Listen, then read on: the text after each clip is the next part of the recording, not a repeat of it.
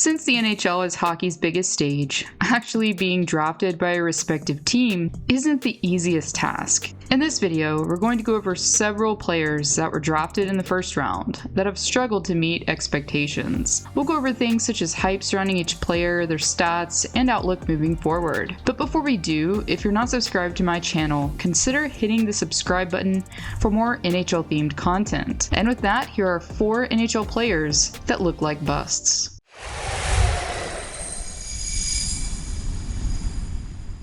But from the moment he played in the Five Nations Cup in February against his peer group at a Five Nations tournament in Plymouth, Michigan, and then again at the Under-18 World Championships in April, his play kept on going up and up and up, and he dominated the Under-18 World Championship offensively, defensively, 200-foot player, and it started to become apparent at that point that he wasn't an off-the-board pick in the top 5, and he addresses a huge positional need for the Montreal Canadiens. The NHL entry draft of 2018 left a lot to be desired when it came to talent at center, as the best players to emerge on the scene that year were largely either defensemen or wingers. Quinn Hughes, Rasmus Dahlin, and Evan Bouchard were a few players to be selected for positions on the back end, and forwards such as Brady Tkachuk and Andrei Svechnikov were the cream of the crop, looking back per se. However, for GM Mark Bergevin, Jesperi Kotkaniemi looked like the best option. This would later come back to haunt the former GM. Kotkaniemi was viewed as a versatile forward that possessed speed and an immaculate playmaking ability. However, his rookie campaign was rather underwhelming, as Kotkaniemi was only able to notch 34 points following 79 games played. However,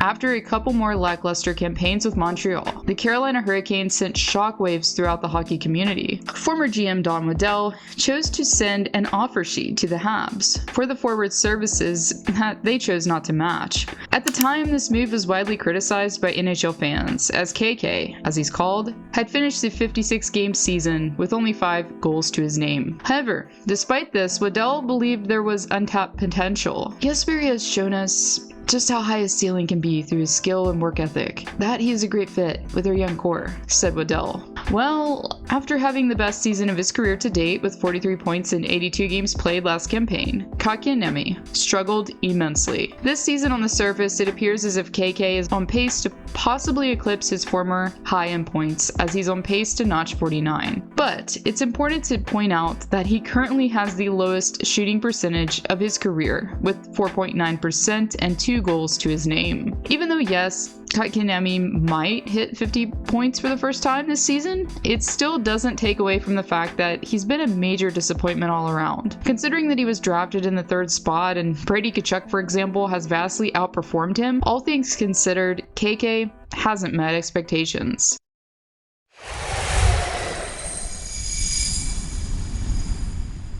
Drafted 5th overall in 2019, Alex Turcotte was seen as an elite two-way center and an efficient playmaker who had an excellent shot release. While playing for the US national team, he was able to impressively record 62 points in only 37 games played. He also was an important piece that helped Team USA capture the gold medal at the World Juniors in 2021. Unfortunately though, Turcotte's career has been riddled with injuries thus far, from 2 concussions he suffered at the AHL level to lower and upper body injuries. The forward's mediocrity could be attributed to both bad luck and low production. For example, throughout the 48 games he's played thus far when healthy, he's only been able to muster up 10 points. So far this season, Turcotte has tickled the twine on 1 occasion and has 6 points total following 16 games played. Looking back today, it's pretty mind-blowing to know that Turcotte was selected over players like Moritz Seider and Matt Boldy. Even more shocking is the fact that out of all top 10 draft picks from 2019,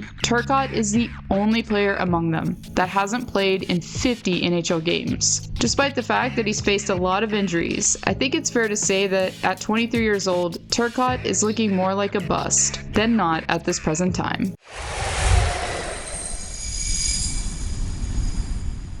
And just a year after Turcotte was selected by the LA Kings, Alex Holtz was taken by New Jersey 7th overall. Holtz, who impressed NHL scouts over in Sweden, was seen as a pure sniper who could get a lethal shot to the net from multiple areas. Even though the COVID-19 pandemic took away from his playing time during draft year, Holtz impressively recorded 30 goals in 38 games played during the 2018-19 season. He was also able to climb the ranks in the SHL as he was playing professional hockey by the age of 17. After reporting to the Devils AHL affiliate off and on for 3 seasons, Holtz looked impressively decent over the 76-game span. For example, he was able to notch 51 points in 52 games played for the Comets throughout the 2021-22 season. However, despite this though, Holtz has had a hard time getting his game to translate to the NHL level. In an article that I'll link below by MSN, the real struggle for Holtz was mainly his play away from the puck. According to the article, the Devils organization and Holtz have been